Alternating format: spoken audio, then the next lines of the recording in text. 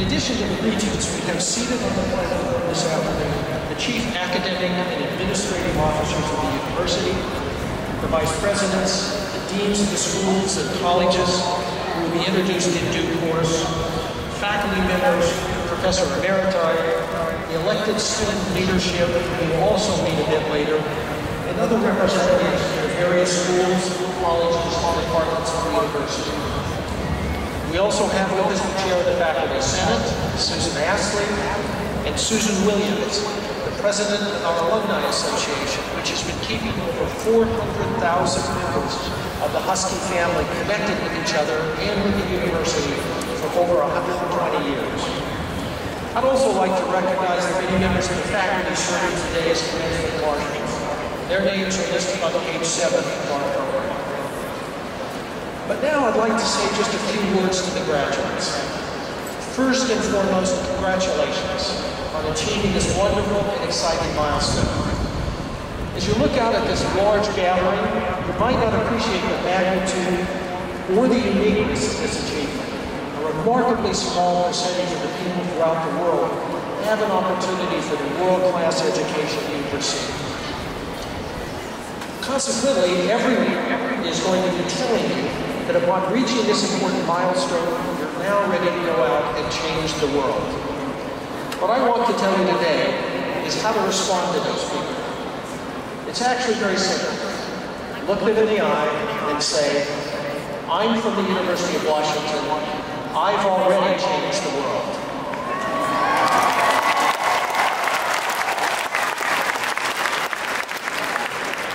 And it's absolutely true.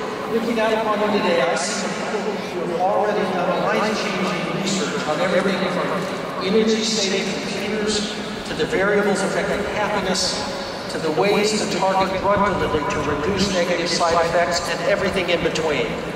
You have already changed the world. You've already changed the world because you've reached out to communities here in our own backyard and around the globe. You've encouraged and inspired students in local high schools to reach for their dreams of a college education, truly thousands of students. You've traveled to developing nations to create healthcare systems that literally save thousands of lives. You have already done this. You have changed the world. You've already changed the world because you've made the University of Washington America's coolest school. We were just designated that by Sierra Magazine just this past year. We're the most environmentally sustainable university on the planet. And that was you.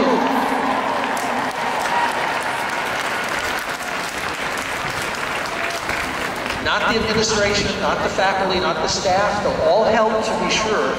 But that passion, that commitment, that drive, that was you, all of you.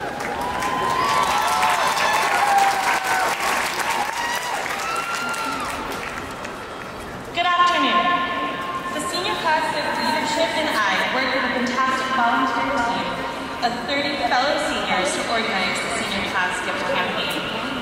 It was important to choose a gift that represented the values of our class and would enhance the university and sustain Husky traditions for future generations.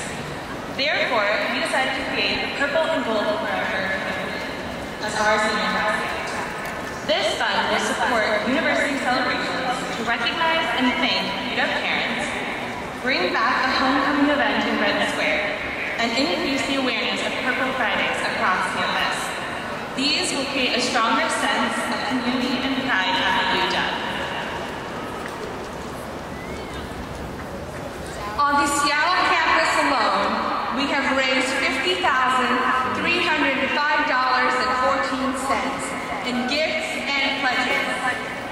Seniors were also able to give money to any particular school, college, program, or department that inspired them. And now, President Young, we will present you with the names of all the donors.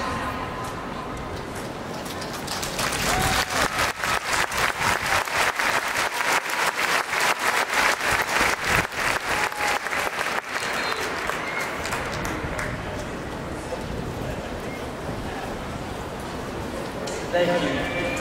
And on behalf of the University of Washington, I gratefully accept with thanks and pride this generous gift from the class of 2012 Now all of you have a share in the future of the University of Washington.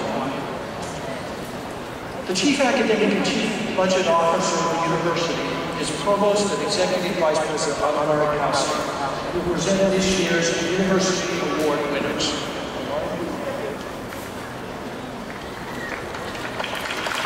Thank you, President Young. Each year, the university presents awards to honor outstanding teachers, mentors, programs, staff, and alumni. Many of the year's award winners are with us today on stage. You may read about these amazing people on pages 8 and 9 of your program. I would like to draw particular attention to those who have won awards for teaching and mentoring students. 5 University of Washington professors have been selected to receive the Distinguished Teaching Award this year.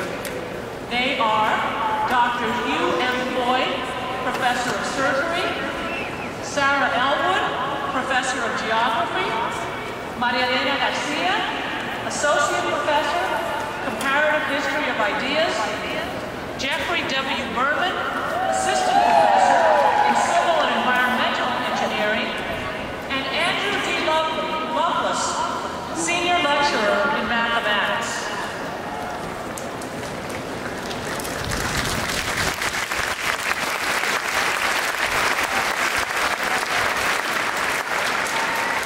In addition, 2 professors are winners of specialized teaching awards. The recipient of the Marsha L. Randolph Distinguished Graduate Mentor Award is Peter J. May, Donald R. Matthews Distinguished Professor of American Politics. The recipient of the S. Sterling Monroe Public Service Teaching Award is Gillian Harkins, Associate Professor of English. And 2 graduate students with teaching responsibilities have won Excellence in Teaching Awards. They are Michael Bowman, Teaching Assistant in Educational Leadership and Policy Studies, and Jay Barter-Flicka, Teaching Assistant in Social Work. 4 other award recipients also deserve special mention. Jackie McMurtry, Associate Professor in the School of Law and Director of the Innocence Project Northwest, is the winner of the Outstanding Public Service Award. Mamidala Ramula, Professor of Mechanical Engineering, is the recipient of the Distinguished Contributions to Lifelong Learning Award. And the Distinguished Librarian Award recipient is Timothy D. Jewell, Director of Information Resources and Scholarly Communication. And finally, but not least, Fraser Cook is the winner of the 2012 Alumni Association Distinguished Service Award. Please join me in acknowledging all of our award winners. Will you please stand?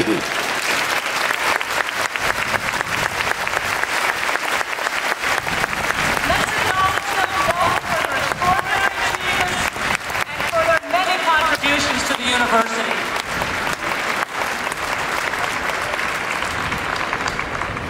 Is Kenny G, and you realize that he is the one, maybe you even start to listen to a little Kenny G yourself. See, love is one of those experiences where when you finally know what you want, you realize that what you thought you lived for, and so where you find yourself saying, hey, I just met you, this is crazy, here's a number, call me maybe.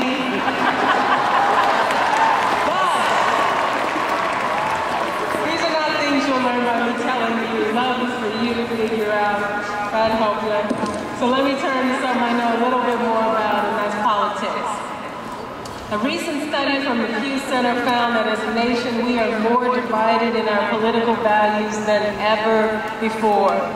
This is probably not a surprise to most of you, but they produced numbers showing that the average partisan gap has nearly doubled in the last 25 years. In other words, total refusal to listen and compromise is certainly toxic. It's not only reductive, it's corrosive, it's insufficient to our complicated challenges, which don't tend to conform nicely and neatly to absolutes. And once again, what people think they know just ain't so. A good example is my own field of environmentalism. From the divisive discussions about environmental protection today, you might think that the Environmental Protection Agency was founded by a tie-dye, peace sign, flower power liberal. But that doesn't quite fit the description of President Richard M. Nixon, who created the agency in December of 1970. Nor does it fit the description of the first administrator, William Ruckelshaus, who has a center named after him at your university. Like President Nixon, Administrator Ruckelshaus was a Republican, and he did an incredible job setting the precedents of health and environmental protection that the Environmental Protection Agency has followed now for 41 years.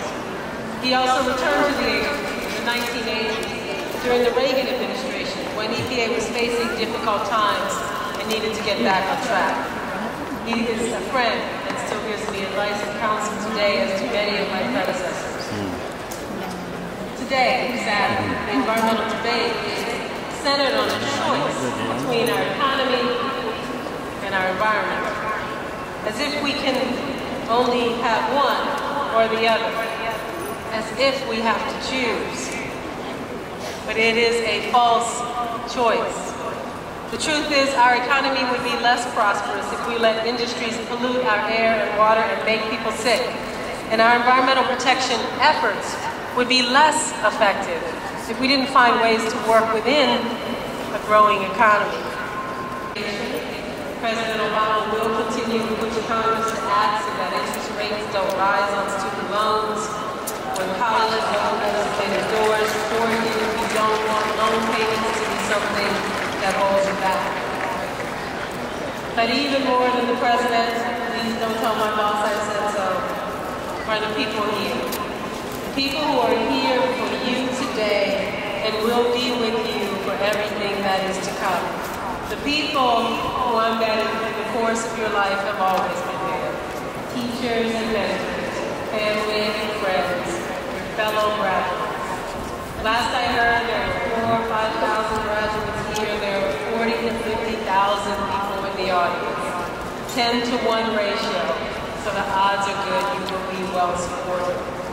So please do go forth with everything you know, everything you do not know, and all the things you think you know, but you really don't. One of the things I know, and that everyone here knows, is that you are ready for what comes. You've proven that. I'm very happy to have a moment to celebrate with you. I'm excited to see you all walk across the stage. Well, maybe not all of you. Thanks very much. Congratulations.